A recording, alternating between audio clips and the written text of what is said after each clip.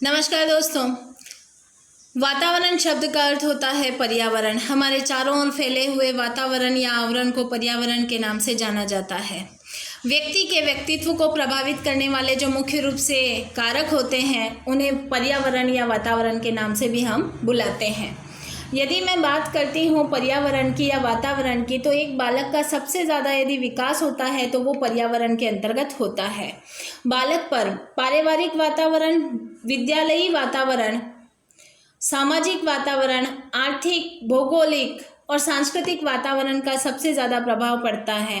बालक की पहली जो पाठशाला है वो उसका परिवार है, पहली गुरु उसकी माँ है।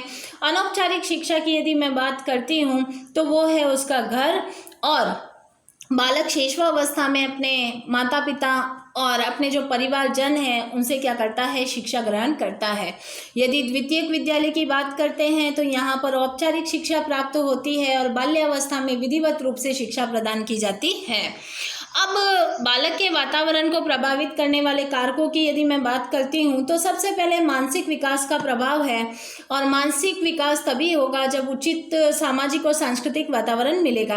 अगर ये नहीं मिल पाता है तो बालकों का विकास नहीं होता है। गॉर्डन महोदय ने नदियों के किनारे रहने वाले बच्चों का उदाहरण दिया है, जिनके अध्ययन से पता चलता है कि उनका सामाजिक और सांस्कृतिक विकास उचित रूप से नहीं हो पाता है और इसी कारण उनके मानसिक विकास की गति धीमी पड़ जाती है। दूसरा है शारीरिक अंतर का प्रभाव। फ्रेश बोन्स ने कहा है कि जितनी ज़्यादा विभिन्न प्रजातियां हैं, ये सारी प्रजातियां जैसा वातावरण मिलता है वैसा ही उनका शारीरिक अंतर पाया जाता है। सबसे अच्छा उदाहरण है अमेरिका का, जहां पे कई पीढ़ियों से जापानी निवास कर रहे हैं और अमेरिकी वातावरण के कारण उनकी लंबाई अपने आप बढ़ रही है। उसके बाद यदि मैं बात करती हूँ बुद्धि पर प्रभाव की, तो देखिएगा जो कैडोल महोदय है उनका कहना है कि यदि वंशानुक्रम के साथ साथ वातावरण भी अच्छा मिल जाता है, नतीजा व्यक्ति का विकास बहुत अच्छे से होता है। स्टीफन्स ने भी इस बात को स्वीकार करते हुए कहा है कि निम्न वातावरण में बुद्धि का निम्न विकास होता है और उचित वातावरण में बुद्धि का उचित विकास होता है, और हमारी बुद्धि लब्धि भी उसी अनुसार कार्य करती है। उसके बाद व्यक्तित्व पर प्रभाव की बात करेंगे तो कुर्ले ने कहा है कि अगर उचित वातावरण मिलता है तो व्यक्ति महान बनता है। इसके बाद यदि बात करूंगी प्रजाति की श्रेष्ठता की, तो क्लार्क ने कहा है, उदाहरण दिया है कि अमेरिका में जो निग्रो प्रजाति के लोग हैं उनकी बुद्धि का स्तर कैसा होता है, निम्न होता है, जबकि अमेरिका में ही श्वेत प्रजाति के जो लोग हैं, जो प्रजाति है, उनका शैक्षिक, सांस्कृतिक और सामाजिक वातावरण के अंतर्गत जो उपलब्धि है वे निग्रो से भिन्न होती है। यदि मैं जुड़वा बच्चों की बात करती हूँ तो ध्यान में रखिए, जुड़वा बच्चों के शारीरिक, मानसिक और शैक्षिक जो योग्यताएं पाई जाती है मुख्य रूप से समान पाई जाती है, लेकिन अगर इन्हें अलग अलग वातावरण में रखा जाए तो इनमें बौद्धिक और शिष्टता से संबंधित अंतर आ सकता है।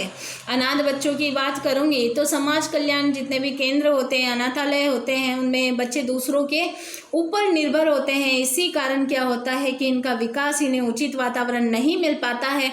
यदि मिलता है तो ये महान बनते हैं, नहीं मिलता है तो फिर इनकी जो उपलब्धियां हैं वो अवरुद्ध हो जाती है।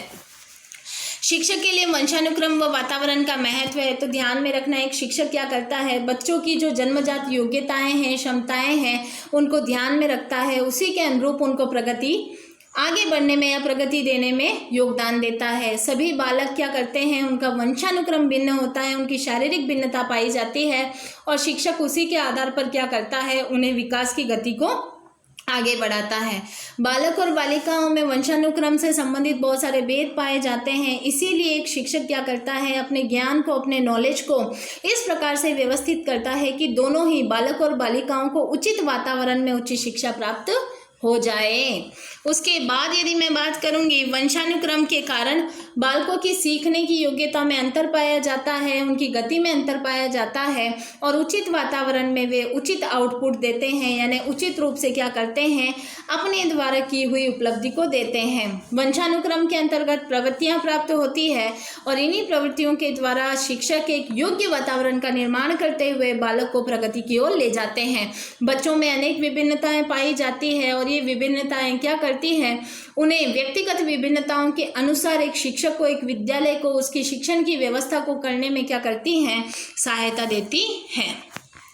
देखिएगा, वातावरण का महत्व है तो बालकों को वातावरण बहुत ज़्यादा प्रभावित करता है। शिक्षक को इस बात को ध्यान में रखते हुए बालकों का क्या करना चाहिए, प्रदर्शन करना चाहिए। बालकों का विकास वातावरण पर निर्भर होता है, उसी में उनकी रुचियां और क्षमताओं का विकास होता है और रुचियां और क्षमताएं विकसित भी होती है।